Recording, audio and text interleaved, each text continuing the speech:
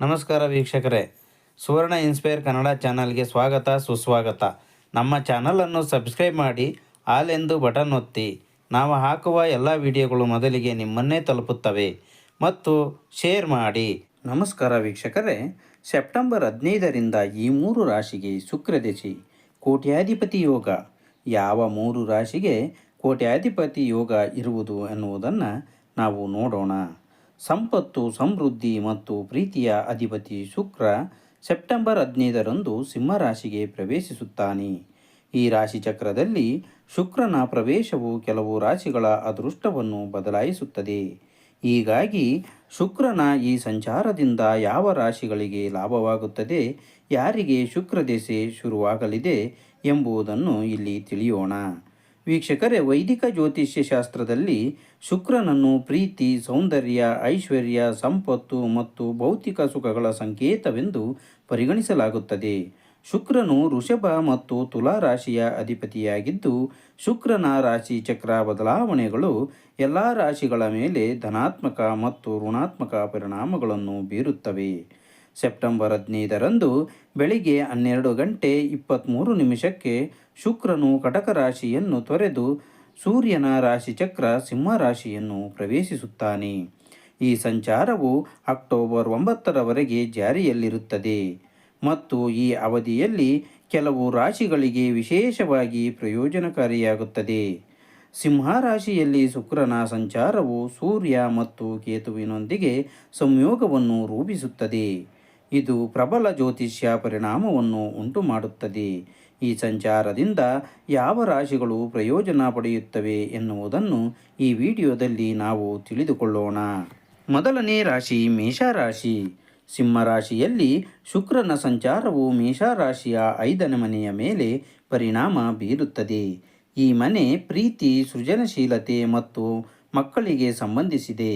ಈ ಅವಧಿಯಲ್ಲಿ ಮೇಷರಾಶಿಯವರು ಪ್ರೇಮ ಸಂಬಂಧಗಳಲ್ಲಿ ಮಾಧುರ್ಯ ಮತ್ತು ಆಳವನ್ನು ಅನುಭವಿಸುತ್ತಾರೆ.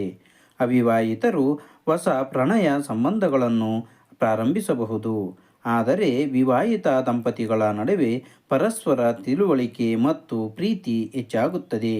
ಸೃಜನಶೀಲ ಮತ್ತು ಕಲೆಗೆ ಸಂಬಂಧಿಸಿದ ಜನರು ತಮ್ಮ ಕೆಲಸದ ಸ್ಥಳದಲ್ಲಿ ವಿಶೇಷ ಯಶಸ್ಸನ್ನು ಪಡೆಯುತ್ತಾರೆ.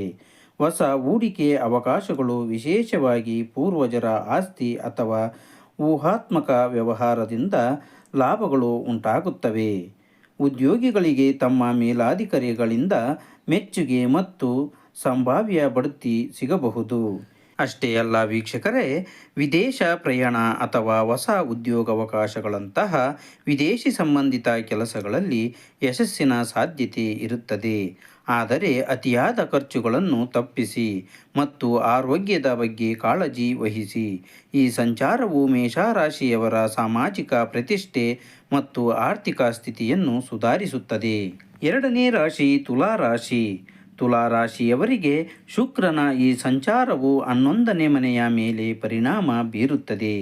ಈ ಸಂಚಾರವು ತುಲಾ ರಾಶಿಯವರಿಗೆ ಅತ್ಯಂತ ಶುಭವಾಗಿರುತ್ತದೆ, ಏಕೆಂದರೆ ಶುಕ್ರನು ನಿಮ್ಮ ರಾಶಿಚಕ್ರದ ಅಧಿಪತಿಯಾಗಿದ್ದಾನೆ. ಈ ಅವಧಿಯಲ್ಲಿ ತುಲಾ ರಾಶಿಯವರಿಗೆ ಆರ್ಥಿಕ ಲಾಭ, ಸಾಮಾಜಿಕ ಪ್ರತಿಷ್ಠೆ ಮತ್ತು ಆಸೆಗಳನ್ನು ಈಡೇರಿಸುವ ಅವಕಾಶಗಳು ಸಿಗುತ್ತವೆ. ಉದ್ಯೋಗದಲ್ಲಿರುವವರಿಗೆ ಕೆಲಸದ ಸ್ಥಳದಲ್ಲಿ ಬಡ್ತಿ ಮತ್ತು ಸಂಬಳ ಹೆಚ್ಚಳ ಸಿಗಬಹುದು. ಸಹೋದ್ಯೋಗಿಗಳು ಮತ್ತು ಮೇಲಧಿಕಾರಿಗಳೊಂದಿಗಿನ ನಿಮ್ಮ ಸಂಬಂಧವು ಬಲವಾಗಿರುತ್ತದೆ. ಇದರಿಂದಾಗಿ ಕೆಲಸದ ಸ್ಥಳದಲ್ಲಿ ನಿಮ್ಮ ಕಾರ್ಯಕ್ಷಮತೆ ಉತ್ತಮವಾಗಿರುತ್ತದೆ. ಉದ್ಯಮಿಗಳಿಗೆ ಪಾಲುದಾರಿಕೆಯಲ್ಲಿ ಹೊಸ ಯೋಜನೆಗಳನ್ನು ಪ್ರಾರಂಭಿಸಲು ಮತ್ತು ಲಾಭ ಗಳಿಸಲು ಈ ಸಮಯ ಅನುಕೂಲಕರವಾಗಿರುತ್ತದೆ.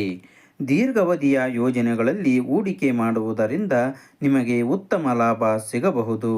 ಇಷ್ಟೇ ಅಲ್ಲ ವೀಕ್ಷಕರೇ, ಪ್ರೇಮ ಜೀವನದಲ್ಲಿಯೂ ಸಕಾರಾತ್ಮಕ ಬದಲಾವಣೆಗಳು ಕಂಡುಬರುತ್ತವೆ ಮತ್ತು ಸಂಗಾತಿಯೊಂದಿಗೆ ಸಮಯ ಕಳೆಯುವುದು ಸಂಬಂಧದಲ್ಲಿ ಮಾಧುರ್ಯವನ್ನು ತರುತ್ತದೆ. ಉದ್ಯೋಗದ ದೃಷ್ಟಿಯಿಂದ ಮಾನಸಿಕ ಶಾಂತಿ ಮತ್ತು ದೈಹಿಕ ಶಕ್ತಿ ಉಳಿಯುತ್ತದೆ. ಈ ಅವಧಿಯಲ್ಲಿ ತುಲಾ ರಾಶಿಯವರಿಗೆ ತಮ್ಮ ಯೋಜನೆಗಳನ್ನು ಕಾರ್ಯಗತಗೊಳಿಸುವಲ್ಲಿ ಯಶಸ್ಸು ಸಿಗುತ್ತದೆ.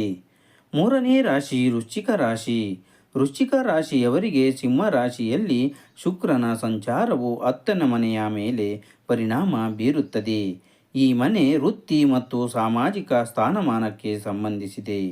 ವೃಶ್ಚಿಕ ರಾಶಿಯವರಿಗೆ ಈ ಸಂಚಾರ ವೃತ್ತಿ ಮತ್ತು ವ್ಯವಹಾರದಲ್ಲಿ ಬೆಳವಣಿಗೆಯ ಸಮಯವನ್ನು ತರುತ್ತದೆ. ಉದ್ಯೋಗಸ್ಥರಿಗೆ ಹೊಸ ಉದ್ಯೋಗ ಅಥವಾ ಅಸ್ತಿತ್ವದಲ್ಲಿರುವ ಉದ್ಯೋಗದಲ್ಲಿ ಬಡ್ತಿಯಂತಹ ಹೊಸ ಅವಕಾಶಗಳು ಸಿಗಬಹುದು. ನಿರುದ್ಯೋಗ ಪರಿಸ್ಥಿತಿ ಸುಧಾರಿಸುತ್ತದೆ ಮತ್ತು ವಿದೇಶಗಳಿಗೆ ಸಂಬಂಧಿಸಿದ ಕೆಲಸದಲ್ಲಿ ಯಶಸ್ಸು ಸಿಗುತ್ತದೆ. ಈ ಅವಧಿಯಲ್ಲಿ ಉದ್ಯಮಿಗಳು, ವಿಶೇಷವಾಗಿ ಪಾಲುದಾರಿಕೆಯಲ್ಲಿ ಕೆಲಸ ಮಾಡುವವರು, ಉತ್ತಮ ಲಾಭ ಗಳಿಸುತ್ತಾರೆ. ಆರ್ಥಿಕ ಪರಿಸ್ಥಿತಿ ಬಲವಾಗಿರುತ್ತದೆ ಮತ್ತು ಪೂರ್ವಜರ ಆಸ್ತಿ ಅಥವಾ ಅನಿರೀಕ್ಷಿತ ಮೂಲಗಳಿಂದ ಹಣದ ಲಾಭದ ಸಾಧ್ಯತೆ ಇರುತ್ತದೆ. ಕುಟುಂಬ ಜೀವನದಲ್ಲಿ ಸಂತೋಷ ಮತ್ತು ಶಾಂತಿ ಇರುತ್ತದೆ. ಅಷ್ಟೇ ಅಲ್ಲ ವೀಕ್ಷಕರೇ, ಎಲ್ಲದಕ್ಕಿಂತ ಮುಖ್ಯವಾಗಿ ತಂದೆ ತಾಯಿಯೊಂದಿಗಿನ ಸಂಬಂಧಗಳು ಸುಧಾರಿಸುತ್ತವೆ. ಆರೋಗ್ಯದ ವಿಷಯದಲ್ಲಿ ದೀರ್ಘಕಾಲದ ಸಮಸ್ಯೆಗಳನ್ನು ಗುಣಪಡಿಸಬಹುದು.